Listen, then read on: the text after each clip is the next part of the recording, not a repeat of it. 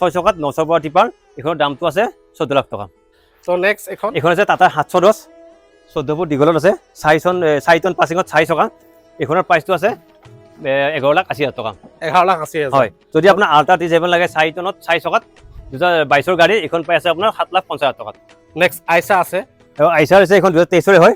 4 চকাত 4 টন পাছিঙত দীঘলত আছে 12 ফুট হয় এখনৰ প্ৰাইচটো আছে 9 লাখ টকা ৰিফাইনেন্স হৈ যাব আহিব হয় আনফালে দেখাইছো আপোনাক যদি 16 চকা গাড়ী লাগে টাটাৰ 48-25 হয় মডেল হয় 48-25 মডেল দুইখনে 16 চকা হয় 2022 হয় BS6 ইঞ্জিনৰ আছে দীঘল আছে 32 ফুট ওকে এখন গাড়ী আস্কিং প্ৰাইস কৈছো আপুনি 32 লাখ টকা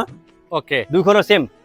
2022 গাড়ী হয় ৰিফাইনেন্স যদি ল'ব বিচাৰে তেতিয়া 2-3 লাখ টকা আপোনাৰ যি আছে সিবিলা যি কয় না লৈ আহিব আপুনি ৰিফাইনেন্স কৰি লৈ আহিব পাৰিব 16 চকা 32 ফুট লম্বা যদি ট্ৰাক ল'ম বুলি ভাবিছে 2-3 লাখ টকা আপোনাৰ হাতত যদি আছে তেতিয়াহ'লে আপোনালোকে ল'ব পাৰিব একদম আপোনালোকে EMI কৰি এবাৰ আহিছো বলেৰো 1.7 এক্সট্ৰা লং 9 ফুট দীঘল ডালা আছে 2022 গাড়ী হয় এখনৰ প্ৰাইসটো আছে 7,50,000 টকা 7,50,000 হয় ফাইনেন্স হৈ যাব নিগেচল কৰাই দিম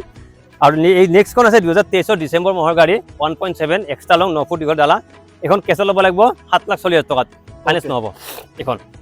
যদি আপোনাৰ বলেৰো 4x4 লাগে তেতিয়াহ'লে এখন 2023 গাড়ী দাম আছে 7,50,000 7,50,000